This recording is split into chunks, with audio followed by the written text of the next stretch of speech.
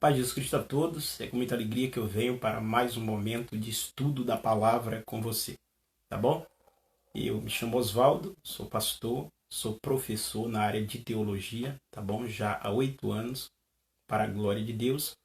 E nessa noite eu quero trabalhar com você aqui mais uma vez, no ramo da teologia sistemática que nós chamamos de angelologia, que é uma matéria, tá bom? Do ramo da teologia sistemática que nós chamamos de angelologia.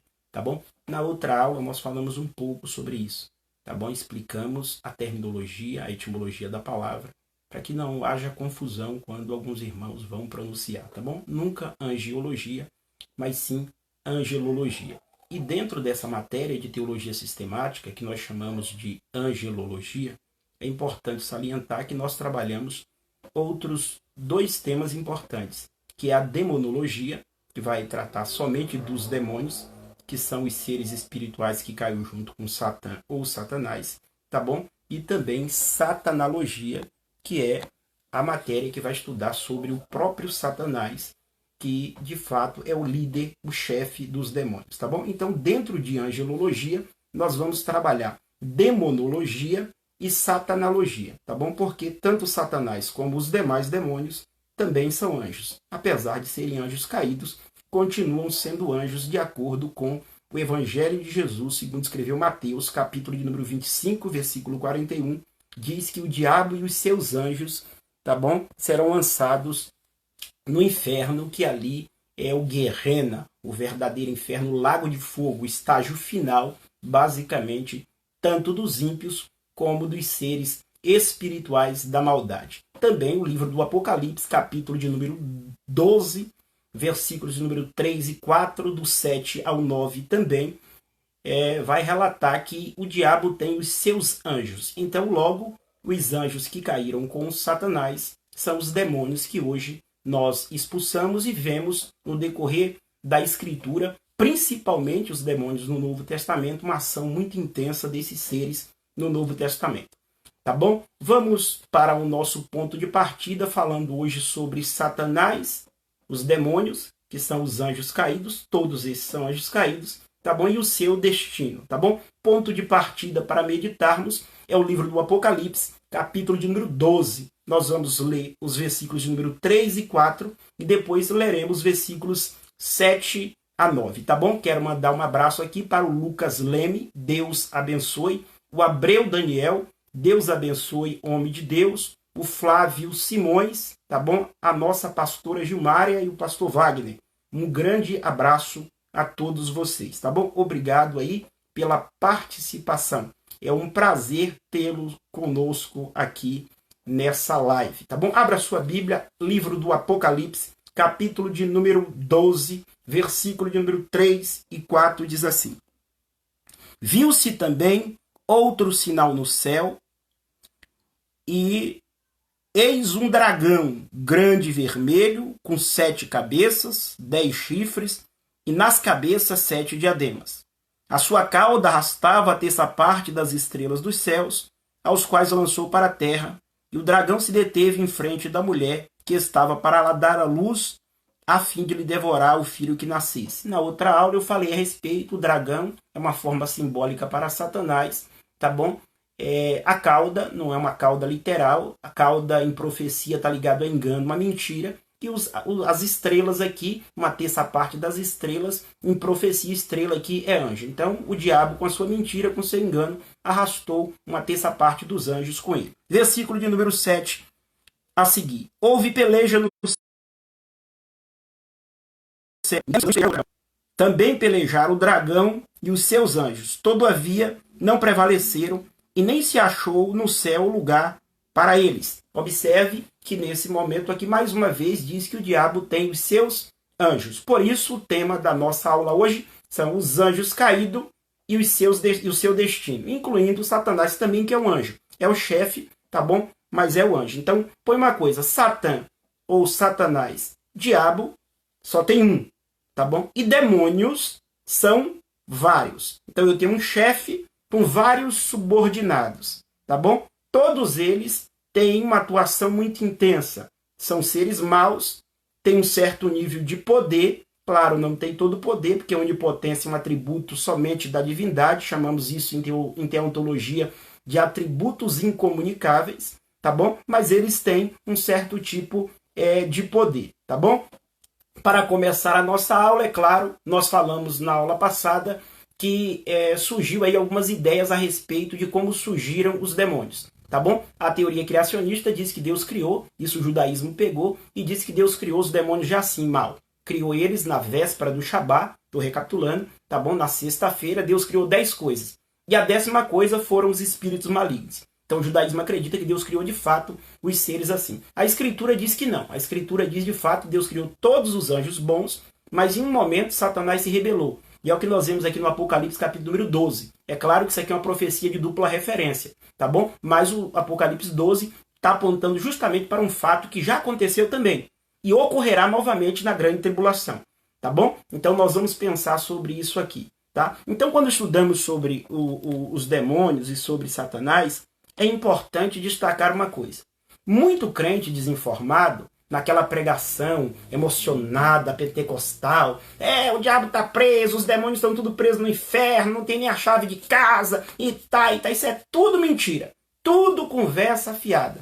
Nada tem a ver com a Escritura, tá bom? Nada tem a ver com a Escritura, tá bom? Porque eles acreditam que os demônios e o diabo ou Satanás estão presos. Porque fazem leituras de alguns textos sem o conhecimento do contexto, e aí parece de fato que todos os demônios e o diabo também está preso, tá bom? Algumas pessoas dizem, não, ele estava solto, mas isso aí era na época antes de Jesus vir. Depois que Jesus veio, Jesus tomou a chave, prendeu o diabo e tudo mais. Também isso é uma outra mentira, tá bom? Vamos pensar então, tanto no Antigo Testamento como no Novo Testamento, para mostrar que Satanás está solto. E os demônios também. É claro que nós temos alguns demônios que estão presos. Alguns, não todos. Então uma terça parte caiu. Uma porção desses demônios, uma quantidade, ficaram presos. Eu vou mostrar já já, tá bom? E a maioria estão soltas por aí, tá bom? Então observe que não tem lá Satanás preso. Jesus pegou a chave, trancou ele lá e ele está trancado, tá bom? Isso não aconteceu. Bom, vamos observar então. Deus criou todos os seres bons. O Gênesis 1 e 2 fala da criação, diz que Deus criou, tudo que Deus criou foi muito bom. Logo mais depois da criação do mundo, a probabilidade de Satanás ter se rebelado aí. E aí Satanás é jogado por terra e ele vai aparecer no Éden, no Jardim do Éden, no capítulo de número 3, que vai incorporar na serpente. Incorporando na serpente, nós observamos, Satanás já está solto. Então ele não está preso, tá bom? Andando um pouco mais na escritura, nós podemos ver no livro do Jó. No capítulo de número 1, no livro do Jó, o que é que vai acontecer?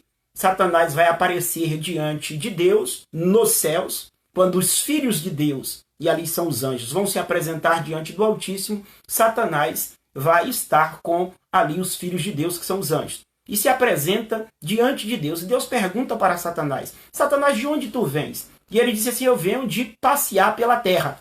Observe que Satanás não está preso. Quem está preso não vive passeando. Daí, alguns crentes muito espirituais falou que passear é pecado porque o diabo passeava pela terra. Tá bom? Então, é cômico, mas é verdade. Tem gente com um pensamento desse tipo. Bom, mas aí observe que ele está solto. Então, em nenhum momento você observa Satanás preso. Andando um pouquinho mais na escritura, no Zacarias, capítulo de número 3, nós vamos observar um fato muito interessante. A escritura diz que em visão, Zacarias vai ver o sumo sacerdote Josué em uma visão, com vestes sujas. E Satanás está ali se opondo ao sumo sacerdote Josué nessa visão. E aí o anjo do Senhor diz, o Senhor te repreenda, para Satanás que não está preso, está solto.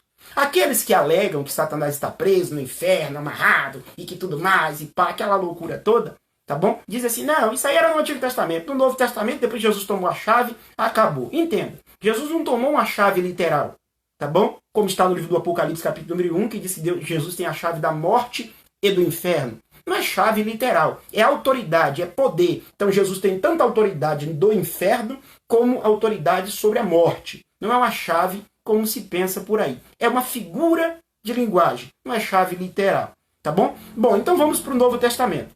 Se Satanás está preso no Novo Testamento, depois da morte e ressurreição de Jesus, vamos observar. Vamos observar um texto antes e textos depois da morte de Jesus. Em Mateus capítulo número 4, diz que Satanás foi tentar Jesus. Bom, se foi tentar Jesus, ele está solto. tá bom? Alguém diz, não, mas isso é antes da morte. Tá, então vamos depois da morte, então. Tá bom, vamos depois da morte, então. Tá bom? Então, no livro, na carta que o Tiago escreve, no capítulo 4, versículo de número 7, diz assim. Observe o que diz Tiago 4,7.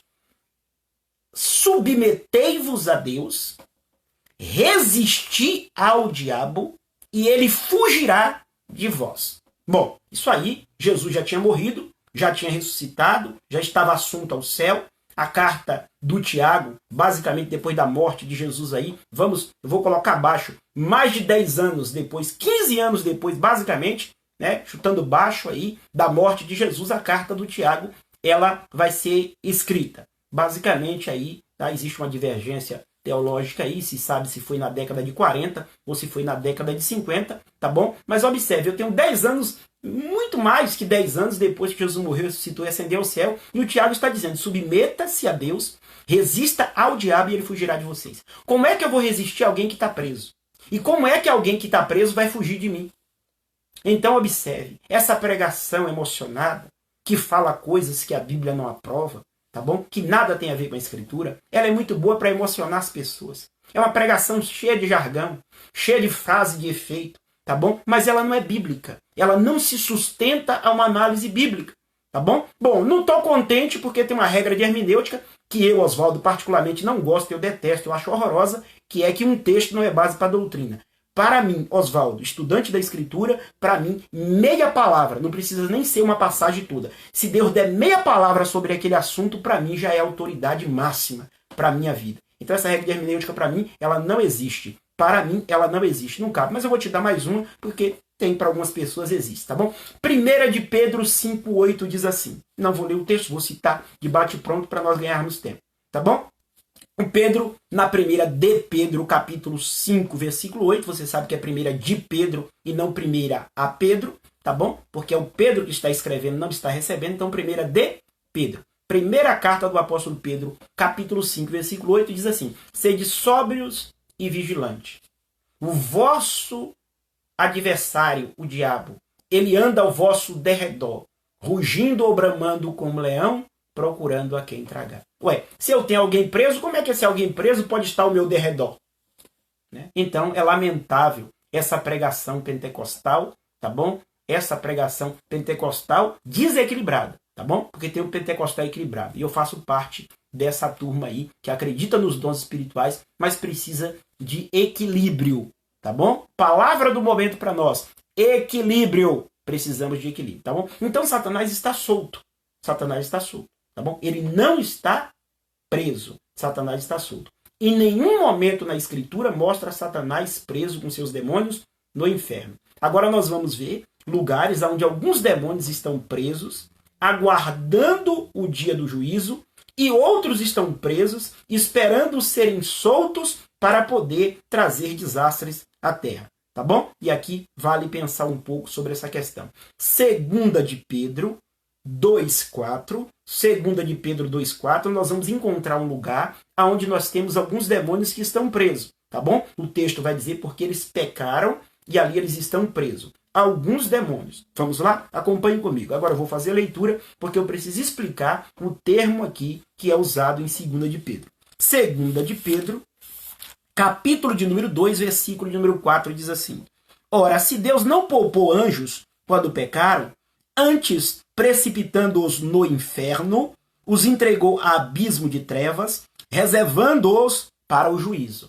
Tá bom? Observe. Então, essa passagem bíblica vai dizer que tem alguns demônios presos. E no português, em algumas bíblias, a expressão que apareceu foi inferno. É daí da onde as pessoas confundem. Ah, então, tá vendo que os demônios estão tudo no inferno preso? Preste atenção, a expressão para inferno aqui, tá bom? Ela só aparece uma única vez na Bíblia, esse termo aqui, é Tártaros, tá bom? Citado de forma direta, e ela é citada de forma indireta, de novo essa palavra, não vai aparecer a palavra, mas o lugar, na carta do apóstolo Judas, no capítulo único, versículo de número 6. Ali está falando desse mesmo lugar, lá não cita o nome, aqui cita, tá bom? Entenda, aqui é Tártaros, tá bom? Só existe no Tártaro alguns demônios que foram presos, tá bom? E não sairão dali. Tá? Não sairão dali. Nesse inferno aqui de 2 de Pedro 2 e 4, não tem alma de pessoas.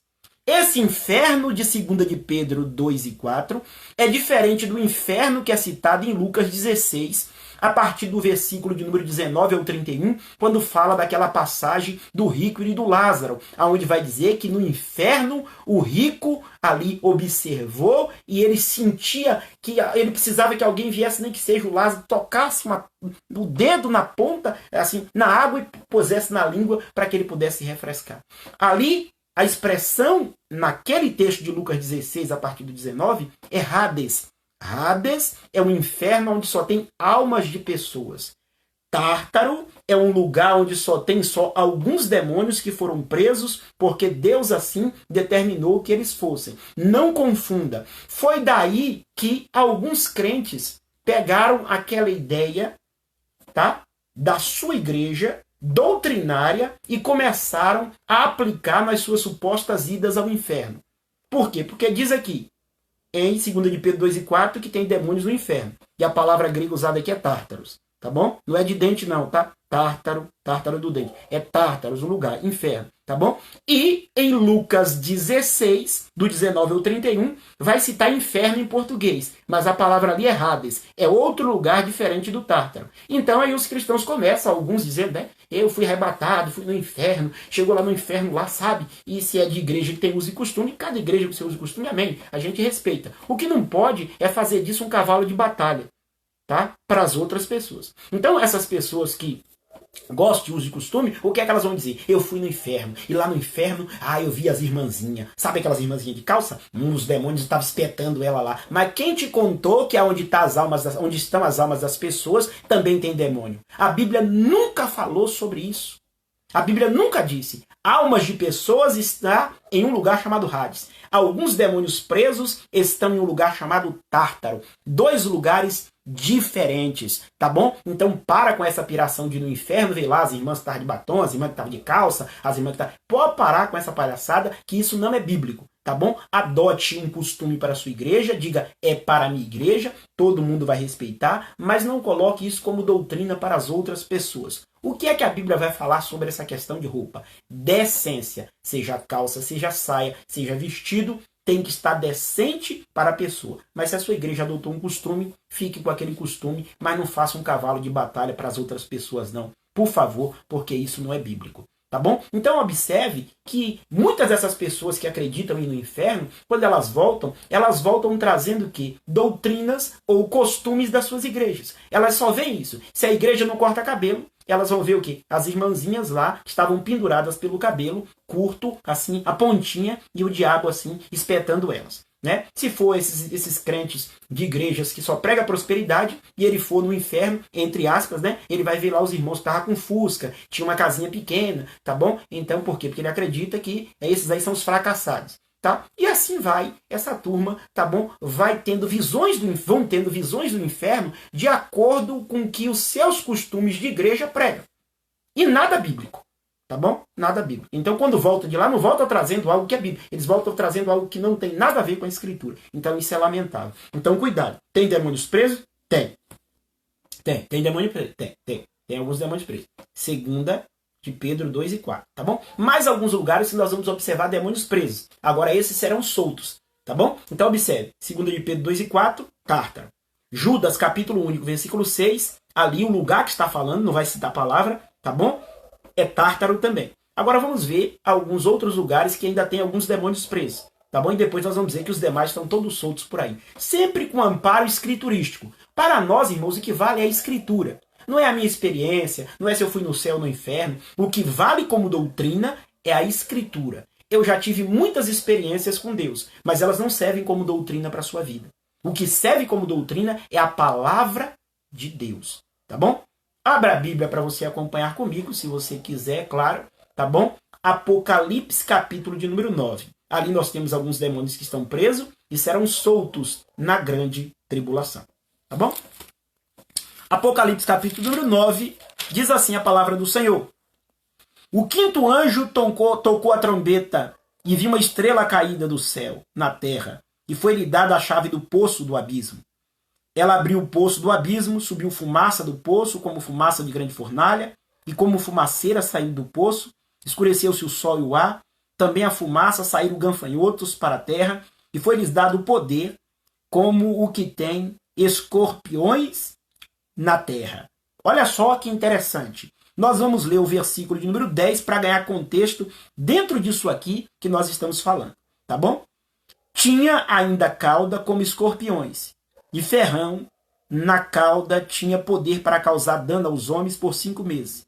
E tinha sobre eles, como seu rei, um anjo do abismo, cujo nome hebraico é Abaddon, e em grego Apolion. Observe então que aqui, esse texto, claro, o livro do Apocalipse é um livro simbólico, tá bom? Basicamente, a maior parte do livro é simbolismo, é por isso que nem tudo que se lê no Apocalipse se lê de forma literal, tá bom? É o livro que menos se lê de forma literal, é o livro do Apocalipse, bastante simbólico, tá bom? Então aqui o simbolismo é que os demônios parecem com gafanhotos. E eles têm sobre eles um rei, um anjo, chamado Abaddon, o Apolion. Claro que aqui nesse texto não são gafanhotos gigantes que sofreram uma metamorfose, que é a figura de linguagem para demônios aqui, tá bom? Porque ele tem um rei sobre ele, chamado Abaddon, o Apolion, que é um destruidor, um demônio poderoso também, que vai encabeçar esse exército aqui. Quando eles serão soltos? Na grande tribulação. Tá bom? Então eu tenho demônios presos aonde? No Tártaro, que não sairão.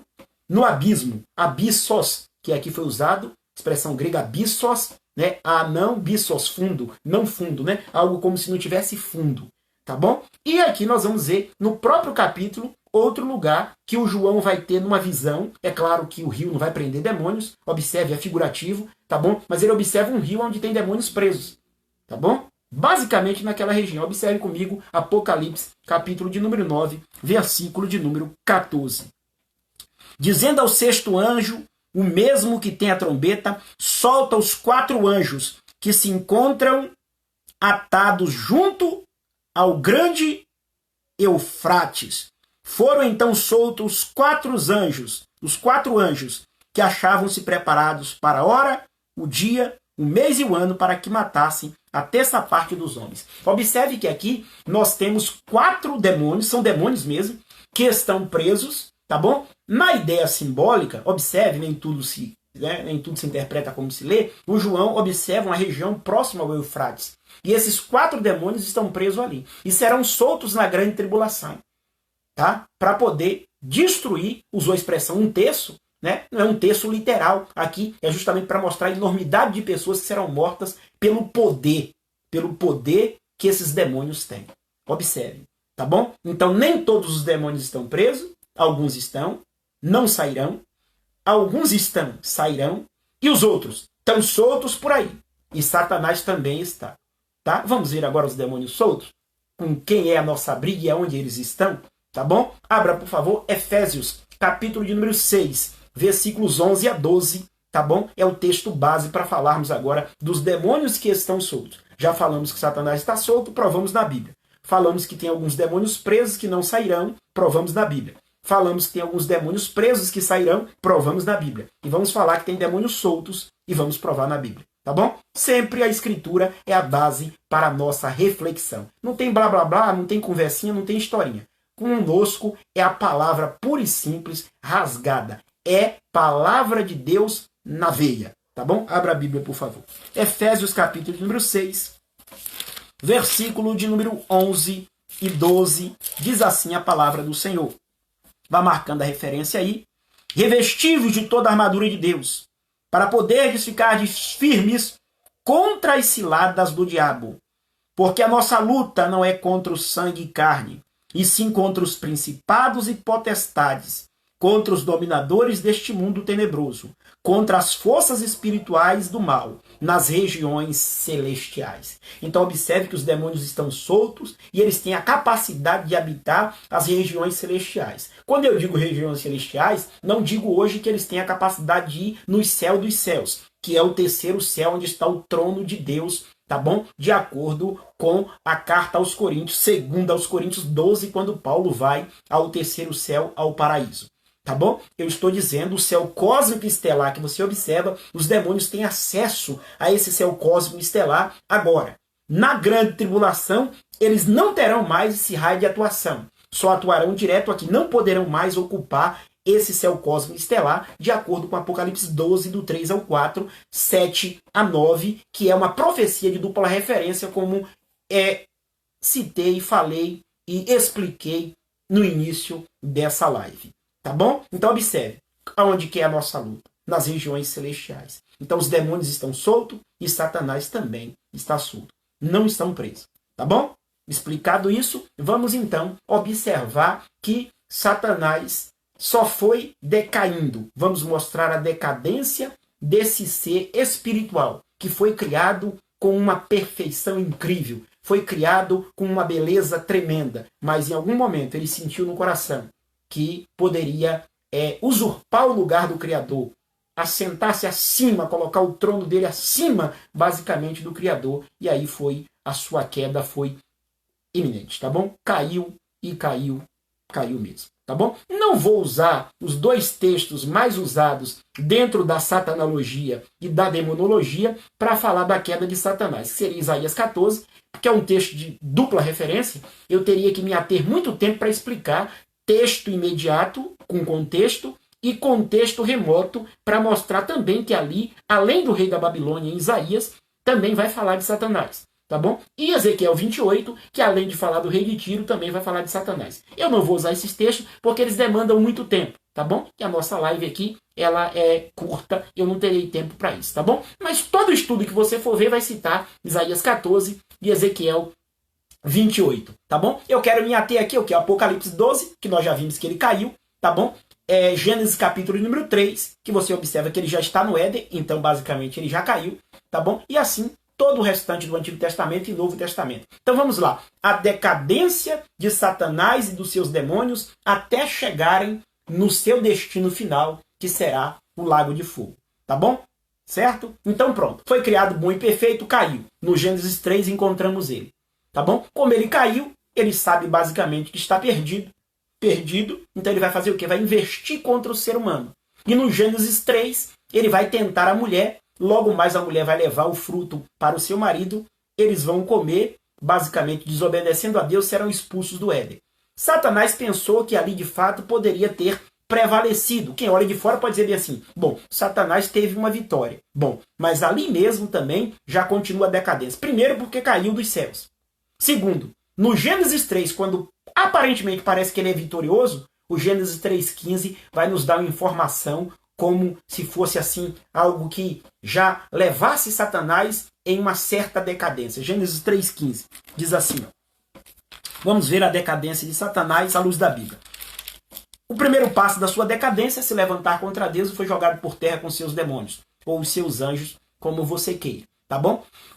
O segundo passo da decadência é essa aqui, essa expressão usada pelo próprio Deus, que em teologia chamamos de proto-evangelho. O primeiro evangelho a ser anunciado foi pelo próprio Deus. Chamamos isso aqui de proto-evangelho. Primeiro evangelho a ser anunciado, tá bom? O proto-evangelho, evangelho, tá? Diz assim, 3,15. Porém, inimizade entre ti e a mulher, entre a tua descendência e o seu descendente. E este ferirá a cabeça, e tu lhe ferirás o calcanhar. Então aqui, aparentemente, quando Satanás estava parecendo que estava bem, nesse momento, Deus já traz uma notícia. Bom, você caiu, não se contentou, tá?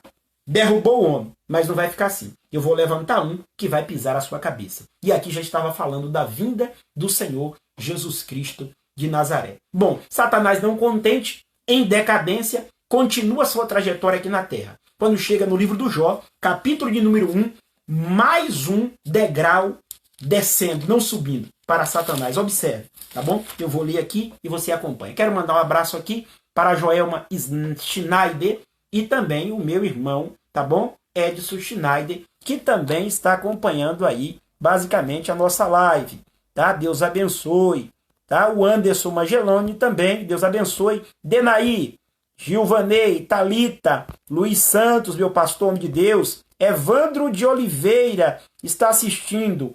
Eu acredito, não dá para ver aqui, bem, talvez seja o pastor da Igreja Herdeiros com Cristo em Suzano, esposo da pastora Noêmia. Deus abençoe, Silvana. Um grande abraço para vocês. Ederson Venturino, homem de Deus. Deus abençoe. Um abraço a todos vocês, meus irmãos, tá bom? Pastora Gilmária, Flávio Simões, Abreu Daniel, um forte abraço e obrigado por estar sintonizado conosco aí, tá bom? Você que tem alguma dúvida, deixa aí nos comentários, tá bom? Se der tempo, eu respondo aqui ainda ao vivo. Se não, assim que finalizar a live, eu já coloco lá a resposta nos comentários, tá bom? Deus abençoe. Então, estamos vendo a decadência de Satanás até chegar no seu destino final. Livro do Jó. Abra a Bíblia, por favor. Jó, capítulo de número 1. Olha só que texto maravilhoso para nós pensarmos. Jó, capítulo de número 1. Jó, capítulo de número 1. Diz assim o texto do irmão Jó. Opa, passou. Bom, observe. Jó, capítulo de número 1, o texto da Sagrada Escritura diz assim, eu leio com você e você vai acompanhar comigo. Versículo 7 diz assim, então perguntou o Senhor a Satanás, de onde vem? Satanás respondeu ao Senhor e disse, de rodear a terra e passear por ela. Perguntou ainda o Senhor a Satanás, observaste o meu servo Jó? Porque ninguém é na terra semelhante a ele, homem íntegro, reto, temente a Deus e que se desvia do mal. Então respondeu Satanás ao Senhor, porventura Jó debalde teme a Deus? Acaso não cercaste com sebe, ele, a sua casa e tudo quanto tem? A obra de suas mãos abençoaste e os seus bens multiplicaram na terra. Estende a mão, porém, toca em tudo quanto tens e verás, se não blasfema contra ti na tua face. Aqui, nesse livro, mais uma vez, há uma decadência de Satanás. Ele vai descer mais um degrau. Estou usando uma figura de linguagem, tá bom? Ele vai descer mais um degrau aqui. Por que? Você vai dizer assim, mas por que, pastor? Observe. Satanás, como não é onisciente, ele pensou que Jó era um modelo da igreja brasileira hoje. Tá bom? Que serve a Deus pelo que Deus pode dar. Então, a igreja brasileira, ela pegou esse mal horrível, porque foi mal ensinado. A gente ensina as pessoas a vir para Jesus para quê? Para elas ficarem ricas, ganhar dinheiro, resolver os seus problemas. Tá bom? Então, Satanás pensou que Jó era esse tipo de crente. Era esse tipo de crente. Que se relaciona com Deus pelo que Deus pode dar. Somente quando as coisas estão boas. Observe que o relacionamento da igreja brasileira com Jesus é tão ruim, que a pessoa ela associa a sua fé às coisas comuns. Por exemplo, ela está no trabalho. Se o patrão brigar com ela, é dia de culto, ela não vai. Deus, que o senhor deixou, não sei o quê. Tá? Desde quando? O que é que tem a ver o seu patrão brigar com você e você deixar de ir para o culto adorar Jesus? Observe como o relacionamento é ruim. É ruim. Precisamos melhorar. Então, o diabo pensou, Jó, tá? Conjectura minha, tá? Mas dentro da conjectura tá implícito na escritura isso. Ou explícito, eu vou dizer. Porque ele está dizendo, Jó te serve pelo que tem. E aí Deus sabe que não é isso. E Deus faz o quê? Deus vai dar uma lição de moral em Satanás aqui. Tá bom? Quando a gente lê o livro do Jó, muita gente fala, olha, Jó é um livro que mostra o sofrimento, é possível o cristão sofrer, e é possível ser fiel. Tudo isso também. Mas por trás de tudo isso há uma mensagem, que eu vou lhe dizer agora. A mensagem é a seguinte. Deus propôs, Deus apresentou Jó. E sabendo na sua onisciência, tá? Satanás iria trabalhar essa questão, Deus usou a situação para dar uma lição de moral em Satanás. Por que uma lição de moral você deve perguntar para mim, professor? Por quê? E eu vou lhe responder. Observe. Satanás tinha tudo nos céus. Tudo. Tudo. Era perfeito, tinha uma ótima posição, um dos anjos mais poderosos nos céus, beleza incomparável. E ele não foi fiel.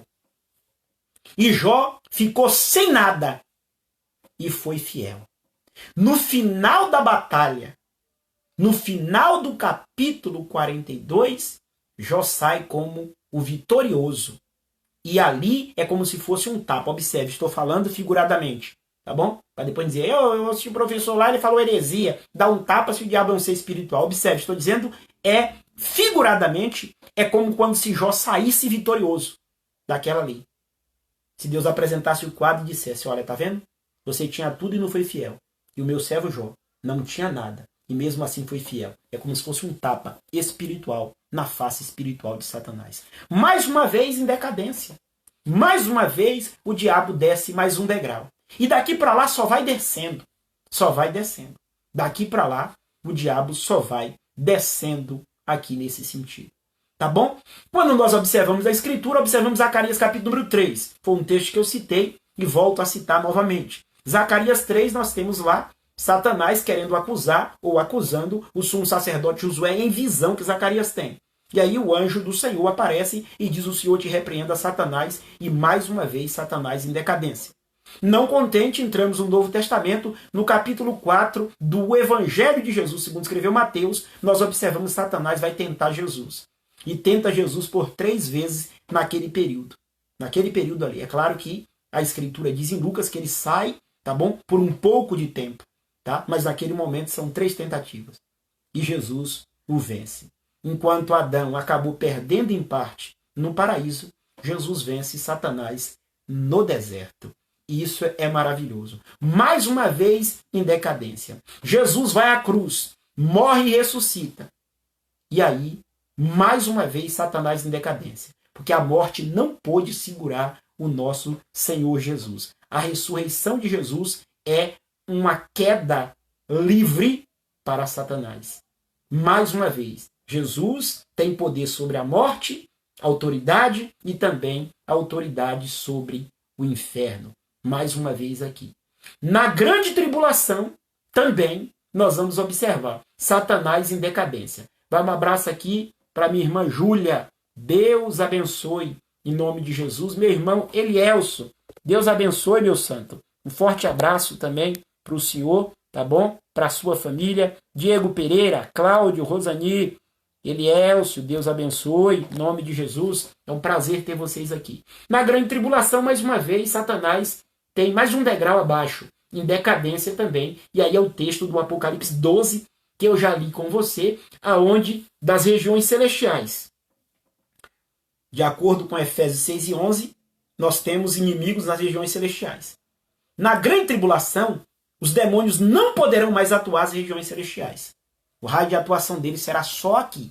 Só aqui. Não haverá permissividade de ocupar as regiões celestiais. E ele é lançado das regiões celestiais para aqui, para cá. Tá bom? E aqui o negócio não vai ficar bom. Tá bom? Vai ficar ruim. Se tá ruim, vai ficar pior. Tá? Então observe, Satanás sempre em decadência. Tá bom? Queda livre. Tá bom? E aí ele está em queda livre para o seu destino final. Tá bom? E agora o destino final de Satanás. Nós vamos observar que, mais uma vez, ele vai entrar em queda livre até chegar no seu destino final. No capítulo de número 20 do livro do Apocalipse, eu não vou ler Apocalipse 12, 3 e 4, porque eu já li com você, tá bom? Você sabe que o dragão foi lançado por terra com os seus anjos, tá bom? Agora eu vou ler Apocalipse capítulo de número 20. Mais um degrau abaixo. Satanás, ou os anjos caídos, tá bom? Estão caminhando para o seu destino final. Tá bom? Abra a Bíblia, por favor. Apocalipse capítulo número 20. Diz assim o texto da Sagrada Escritura. Então vi descer do céu um anjo. Tinha na mão a chave do abismo e uma grande corrente. Segurou o dragão, a antiga serpente, que é o diabo, Satanás, e o prendeu por 1000 anos. Lançou-o no abismo. Fechou, pois, um selo sobre ele, para que não mais enganasse as nações, até que se completasse 1000 anos. Depois disso é necessário que ele seja solto por pouco tempo. Mais uma vez aqui, nós temos Satanás em queda livre. A decadência do diabo e os seus anjos até irem ao seu destino final. Preso por 1000 anos. Quando encerra-se os 1000 anos, ele é solto por um pouco de tempo. E aí ele já vai para o seu destino final. O destino final está no Apocalipse 20, versículo de número 10. Tá bom? No capítulo 20 mesmo. Agora vamos ler o versículo 10, diz assim. O diabo, o sedutor deles, foi lançado para dentro do lago de fogo e enxofre, onde já se encontram não só a besta, como também o falso profeta. E serão atormentados de dia e de noite, pelos séculos dos séculos. Aqui está o destino final de Satanás, os seus demônios.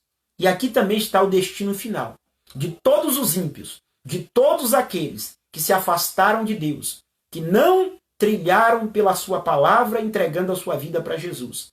Aqueles que ficaram brincando na igreja e aqueles que fizeram pouco caso também da pessoa do nosso Senhor e Salvador Jesus Cristo.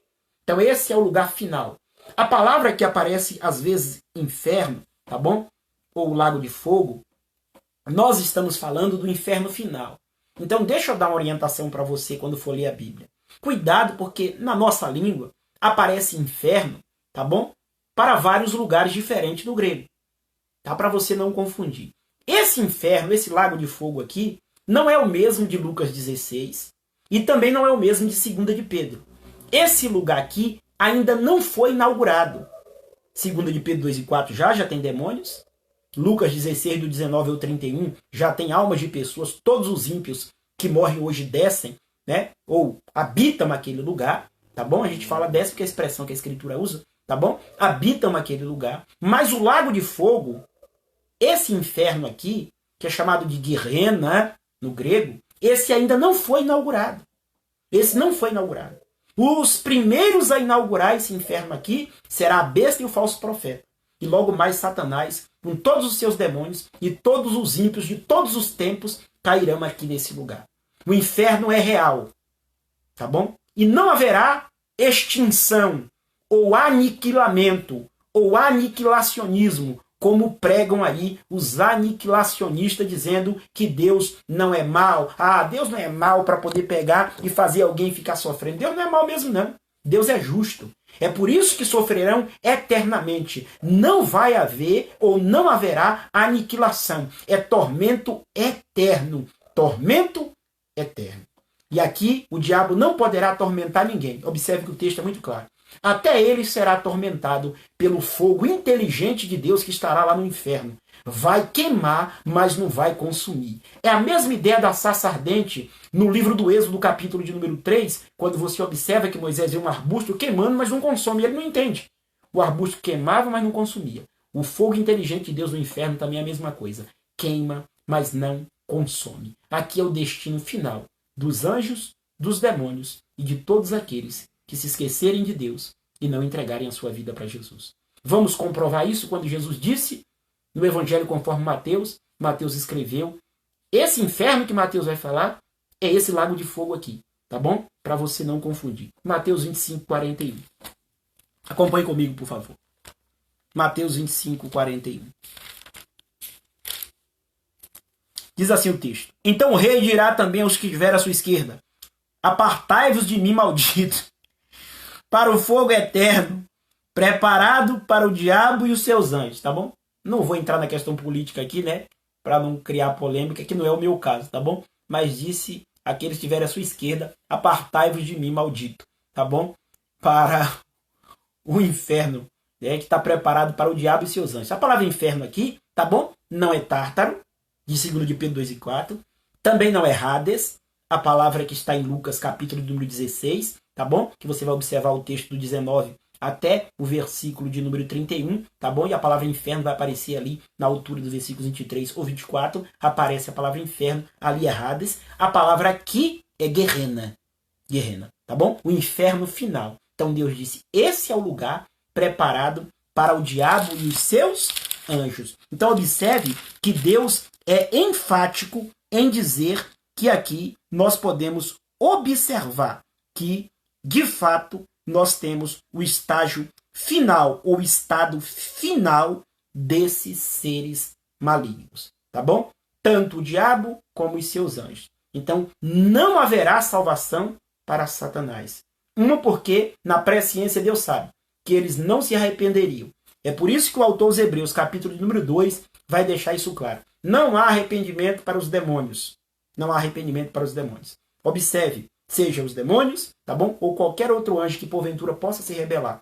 Não há espaço de arrependimento para esses seres.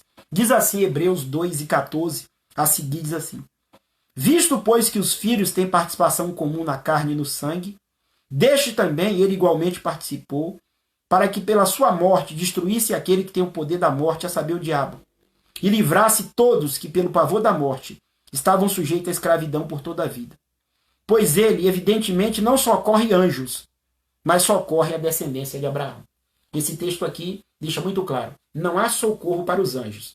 Seja os bons que porventura possam se rebelar e se tornar mal, que eles não vão fazer isso porque observaram já, apesar de terem um livre-arbítrio, ou seja, os anjos maus, que são demônios, junto com Satanás, que também é um demônio, claro, mas é o chefe dos demônios. Por isso, os hebreus chamam, né, os judeus chamam de Satã, tá? Que para eles Satã tem um papel importante no esquema divino. Deus criou Satã mal e os demônios também já mal, e nós não encontramos esse respaldo na Escritura, tá bom? Então observamos aqui junto, tá? Os anjos caídos e o seu destino. Qual que é o destino? O inferno. Que inferno, professor?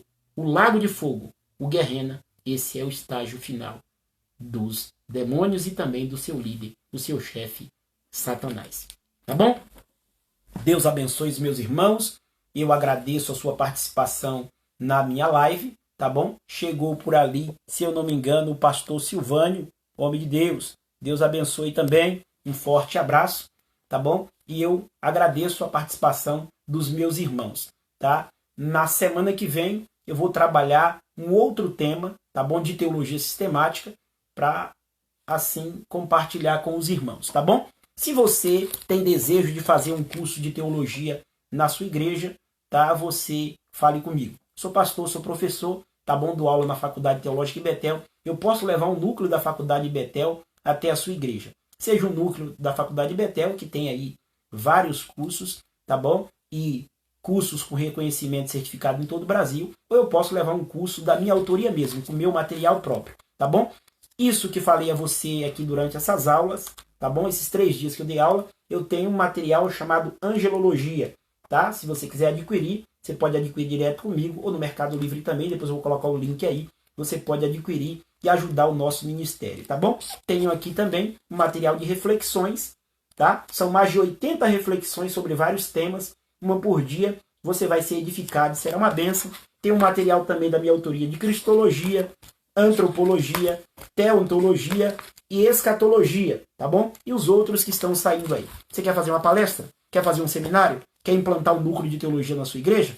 Fale comigo. Eu levo a faculdade para a sua igreja, ou levo um dos meus cursos para a sua igreja. O custo é um pouco menor, tá bom? Da faculdade o custo é um pouquinho maior, tá bom? Mas nada assim absurdo e pode abençoar a sua vida e a vida da sua igreja. Conhecendo a palavra de Deus para servir melhor. Esse é o nosso desafio. Chamados para conhecer e para servir melhor. Deus abençoe a todos e fiquem todos na paz do Senhor Jesus.